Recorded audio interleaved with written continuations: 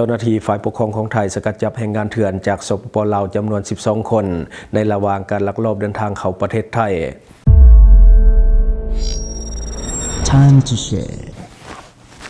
สวัสดีท่านผู้ชมกลับมาพบกับรายการทำทูแชร์สำหรับพวกข่าวที่เราอยากจะนำเสนอในวันนี้ก็คือเกี่ยวข้องกับเรื่องของแรงงานลาวที่ลักลอบเข้าไทยก็คือเจ้าหน้าที่ฝ่ายปกครองของไทยสกัดจับแรงงานลาวที่เป็นแรงงานเถื่อนจำนวน12คนในระหว่างการลักลอบเดินทางเข้าประเทศไทยโดยมีคนไทย2คนเป็นนายนาพาลักลอบผ่านช่องทางธรรมชาติเพื่อที่จะไปส่งตามจุดต่างๆในประเทศไทยเนื้อในของข่าวได้มาจากสำนักข่าว CIA ของประเทศไทยเมื่อวันที่5 กุมภาพันธ์ 2026เจ้าหน้าที่ตำรวจชุดปฏิบัติการตามแนวชายแดนจังหวัดอุบลราชธานีเจ้าหน้าที่ของไทยได้วางแผนสกัดจับขบวนการลักลอบขนแรงงานเถื่อนข้ามชาติปฏิบัติการสายฟ้าแลบเกิดขึ้นบริเวณถนนสาธารณะนาตาลโพไซพื้นที่บ้านม่วงใหญ่หลังจากได้รับแจ้งจากสายลับว่ามีรถตู้ต้องสงสัยยี่ห้อโตโยต้าสีปอนเงินทะเบียน1 ย 443กรุงเทพมหานครลักลอบขนคนต่างด้าวจากชายแดนเข้าสู่พื้นที่ชั้นในเจ้าหน้าที่จึงวางแผนกำลังดักซุ่ม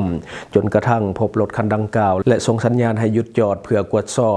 จากการกวดสอบพบเท่าอาทิตย์อายุ43ปีเป็นคนขับและเท่าอนุสรณ์อายุ33ปีนั่งข้างคนขับกวดสอบภายในรถโดยสารเจ้าหน้าที่ถึงกับตะลึงเมื่อพบกับแรงงานต่างด้าวสัญชาติลาวรวมทั้งหมดเป็น12คน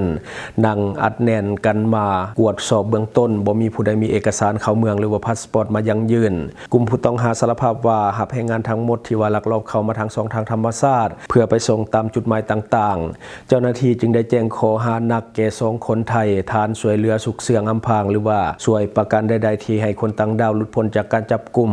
แรงงานลาวทั้ง12คนถูกแจ้งข้อหาก็คือเป็นบุคคลต่างด้าวหลบหนีเข้าเมืองโดยบ่ได้รับอนุญาตก่อนจะควบคุมตัวส่งพนักงานสอบสวนสพ.โพไซดำเนินคดีตามกฎหมายของไทยต่อไปเนาะอันนี้ก็คือในของข่าวคือช่วงหลังๆนี่ก็จะเห็นเรื่องของการลักลอบเข้าเมืองแบบผิดกฎหมายนี่หลายขึ้นเพราะว่าหลังๆมานี่คนลาวหรือว่าวัยหนุ่มลาวนี่ก็จะออกจากโรงเรียนหรือว่ายุติการเรียนหลายขึ้นแล้วก็จะเดินทางไปเฮ็ดเวียกอยู่เพื่อนบ้านของเฮาหลายขึ้นเช่นกันหลักๆก็จะไปประเทศไทยเพราะว่ามันง่ายที่สุดแล้วคันไปเกาหลีก็จะใช้เวลานานและก็ใช้งบประมาณค่อนข้างที่จะหลายซึ่งว่ามันยากการเดินทางเข้าไทยนี่มันไปได้หลาย2ทางเนาะบ่ว่าจะเป็นถูกกฎหมายผิดกฎหมายสามารถไปได้แต่ว่ามันก็ขึ้นกับดวงของภัยของมันเนาะ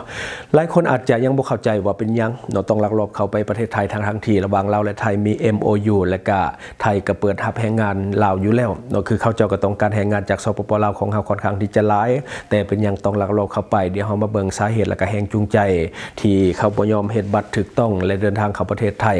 ตัวที่1เนาะตัวที่1คือบ่มีเงินเนาะบ่มีเงินแลนเอกสารต่างๆเพราะว่าเวลาไปดำเนินการมันก็ต้องใส่เอกสารไปหันมานี่ก็ต้องเฮ็ดเอกสารแบบมันมีค่าใช้จ่ายว่าซั่นซะเนาะก็เลยว่าเฮ็ดให้เขาจะบ่มีเงินต้องไปหาเงินก่อนแล้วค่อยเฮ็ดเอกสารตามหลังส่วนหลังจะเป็นลักษณะแบบนี้ตัวที่2ก็คือต้องการไปแบบด่วนๆต้องการไปเริ่มเวียกไวๆและก็การเฮ็ดเอกสารให้มันถูกต้องนี่มันใช้เวลานานและก็มันก็มีหลายขั้นตอนแล้วก็เสียงบประมาณพร้อมหลายคนก็เลยว่าต้องการไปด่วนลักลอบเข้าไปในง่ายที่สุดแล้วก็ได้เริ่มเวียกไวได้เงินไวหลังจากนั้นค่อยไปเฮ็ดเอกสารขึ้นและบัดนี้ข้อที่3ก็คือหลายคนเนี่ยบ่ฮู้ขั้นตอนการดำเนินเอกสารโดยเฉพาะคนบ้านนอกบ้านนาลูกตาสีตาซาเนี่ยบ่ฮู้ดอกว่าการเฮ็ดเอกสารเนี่ยมันเริ่มต้นจากจุดใดหาจุดใดถ้าว่าไปผ่านได้หน้าก็มีค่าใช้จ่ายค่อนข้างที่สูงค่อนข้างที่จะสูงเนาะคันเขามีเงินนี่เขาก็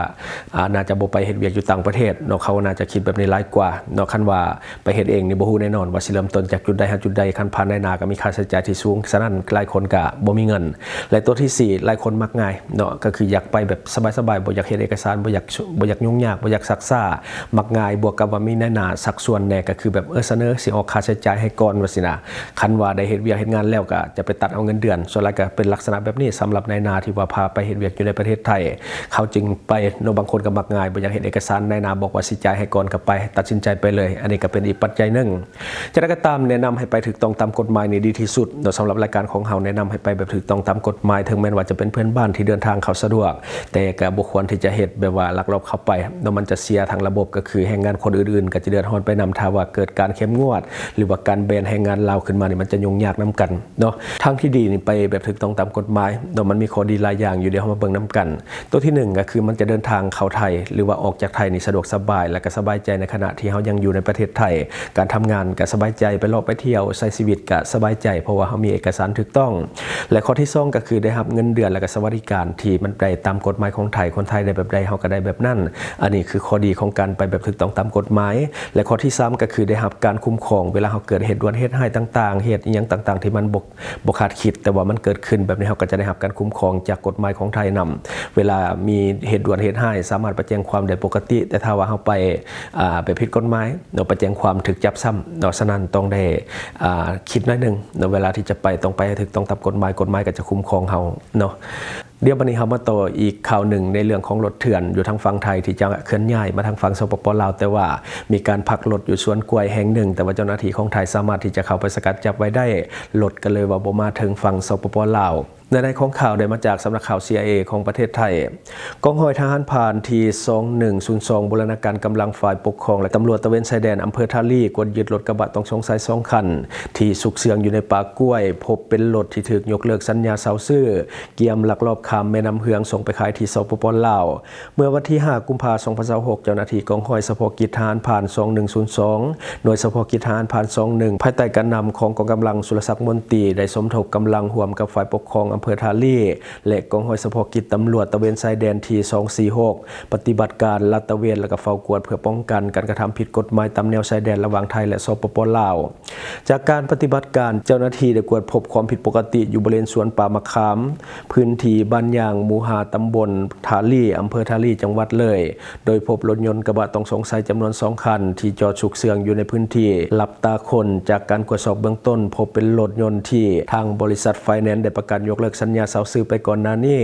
เจ้าหน้าที่ระบุว่าพฤติกรรมดังกล่าวเป็นการเตรียมความพร้อมเพื่อที่จะลักลอบนำรถยนต์ออกราชอาณาจักรไทยโดยผิดกฎหมายผ่าน2ทางธรรมชาติเพื่อส่งไปยังประเทศเพื่อนบ้านอย่างสปป.ลาว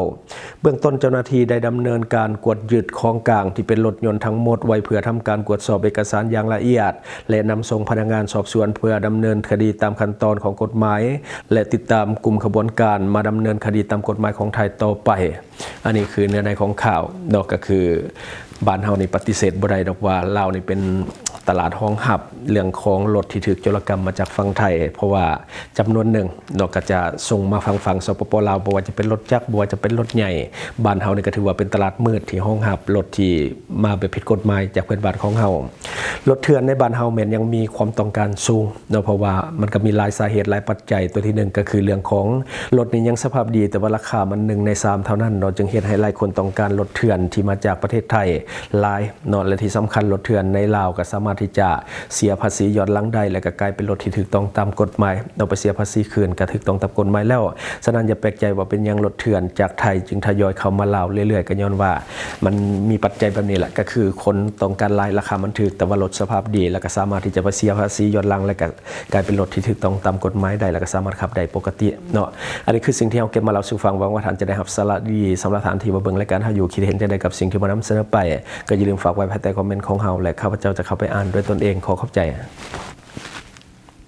ช่องทางที่คุณสามารถรับชมข่าวสารจาก Time to Share Studio Fanpage Time to Share Laos YouTube Time to Share TikTok Time to Share Laos Facebook สิงห์ดาราสายลินอยู่เมืองลาวใช้แต่เงินกีบลาวและส่งเสริมผลิตภัณฑ์ภายในเพื่อลดผ่อนการนำเข้าสินค้าและแก้ปัญหาเงินตรา Subscribe for more video.